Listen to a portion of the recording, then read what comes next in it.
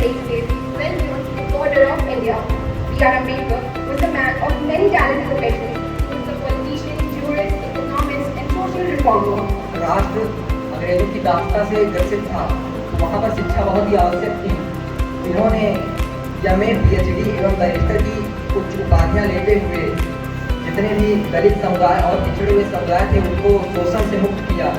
बाबा साहेब ने विश्व का सबसे बड़ा लिखित संविधान लिखने में महत्वपूर्ण भूमिका निभाई है। बाबा साहब का सर्वप्रथम पहला नारा था शिक्षित बनो और संगठित बनो, क्योंकि उन्होंने स्वयं अपनी शिक्षा, स्वयं अपनी शैक्षणिक योग्यता प्रतिभा से अपना वजूद बनाया था। अगर वह शिक्षित न होते तो शायद वह संविधान लिखने में असमर्थ होते।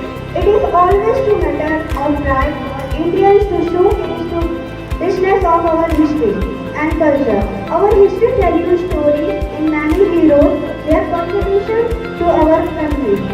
Such as heroes Dr. B.R. Ambedkar, we know all him the father of Indian Constitution.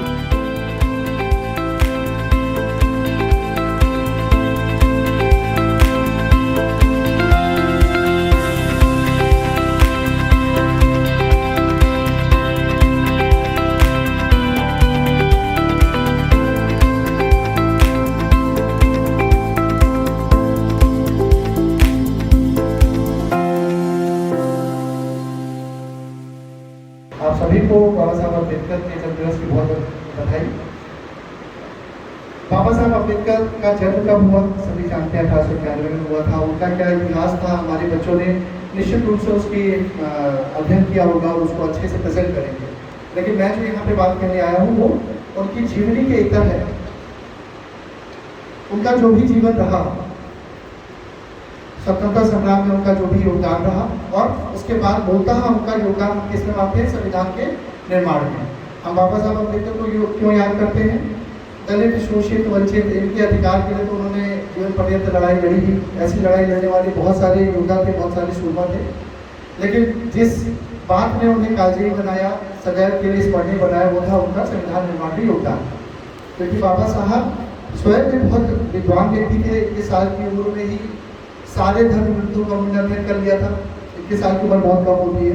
हमारे जितने बच्चे यहाँ बैठे हैं उसमें कमोबेश ज़्यादातर 21 से पहले के या 21 के बराबर के, यहाँ कुछ 1-2 साल ज़्यादा करेंगे। 32 डिग्रियाँ ली उन्होंने। अभी हम लोग 1 डिग्री के लिए संघर्ष कर रहे हैं कि B.Pharm हो जाए। उसके बाद अगर M.Pharm कर पाए तो ये बहुत बड़ी उपलब्धि होगी, क्योंकि उसके साथ ही साथ हमें अपना जीविकोपार्जन के लिए प्रयास करना पड़ेगा। उन्होंने 32 डिग्री से इतने सब्जेक्ट्स में एमए किया, इतने सब्जेक्ट्स में पीजी किया, और वो सब रियल वाला था। वो नॉन अटेंडिंग नहीं था, ना नॉन अटेंडिंग था, ना वो कोरोना में प्रमोटेड था, और संघर्ष करके किया। तो अल्टीमेटली मैं क्या बात कहने आया हूँ? मैं ये बात कहने आया हूँ कि वंचित, शोषित, दबे कुचले लोगों के लिए संविधान बना दिया, आपको अधिकार मिल गया, हमें शिक्षा का अधिकार मिल गया, संविधान ने हमें आगे बढ़ने के लिए बहुत सारे अधिकार प्रदान कर दिए। लेकिन क्या सिर्फ फूल माला चढ़ा देने से, क्या हम उसके जय भीम और जय अम्बेडकर के नारे लगा देने से वो जो एक मुहिम थी, वो जो एक आंदोलन है और जो एक उनकी मंशा है वो प्राप्त हो जाती है? आज अगर हमें पढ़ने का मौका मिला है, चूँकि विद्यालय में तो उसी की बात करेंगे, हमें अगर शिक्षा का मौका मिला है तो 2 चीज़ें बाबा साहब अम्बेडकर से ऐसी है जो अगर हम अपने जीवन में बांध दें तो शायद हमें पढ़ने से कोई नहीं हो सकता। एक, शिक्षा का कोई ऑल्टरनेट नहीं। इसीलिए जो भी मुझसे बच्चा मिलता है, जो भी गार्जियन मुझसे मिलता है, मैं भी एक बात कहता हूँ, क्योंकि ये मेरे भी अंदर से निकली बात होती है। शिक्षा का कोई ऑल्टरनेट नहीं, ये बाबा साहब अम्बेडकर से अच्छा उदाहरण नहीं हो सकता। जितनी भी कमी रही, पैसे नहीं थे, बड़ौदा के राजा के पास गए, गायकवाड़ राजा ने पढ़ने भेज दिया, लौट के आए, 10 साल उसकी सेवा का कॉन्ट्रैक्ट किया, दोस्तों ने पैसे जमा किए, फिर पढ़ने गए, लौट के आए, फिर नौकरी की, तो कुछ पैसे इकट्ठा किया, फिर पढ़ने चले गए। क्यों इतना पढ़ रहे थे? सिर्फ डिग्री बटोरने के लिए नहीं, क्योंकि उन्हें पता था जितना अध्ययन मैं करूँगा उतना ज़्यादा मुझे विभिन्न समाज के बारे में, देश दुनिया की विभिन्न परिस्थितियों के बारे में और डिफरेंट सिस्टम्स को पढ़ने का मौका मिलेगा। जब मैं सिस्टम पढ़ पाऊँगा तब मैं सिस्टम बना पाऊँगा।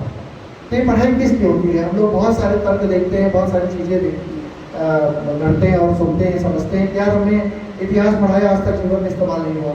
या बायोलॉजी पढ़ा दी, मेढक के बारे में पढ़ा दिया, आज तक कहीं यूज़ नहीं किया। निश्चित रूप से गणित की बहुत सारी चीज़ें ऐसी मैथ्स भी पढ़ा दी, साइन थीटा, कॉस थीटा, और हमने इंटीग्रेशन और ये सब पढ़ लिया, ये सब का कोई इस्तेमाल नहीं। लेकिन जब हम वेरिड काइंड ऑफ स्टडीज़ करते हैं तो हमारा दिमाग बड़ा होता है, हमारे जो मानसिक ग्रोथ है वो बेहतर होती है, हमारा दृष्टि व्यापक होती है, हमें तरह तरह के विचार प्राप्त होते हैं और उनके आधार पर हम अपना आगे का विचार अपने जीवन के अनुभव के आधार पर बनाते हैं। तो एक पॉइंट तो ये हो गया कि शिक्षा का कोई ऑल्टरनेट नहीं, और हम अगर यहाँ शिक्षा प्राप्त करने के लिए आए हैं तो अधिकतम प्रयासपूर्वक हमें ज़्यादा से ज़्यादा ज्ञान प्राप्त करने की कोशिश करनी है।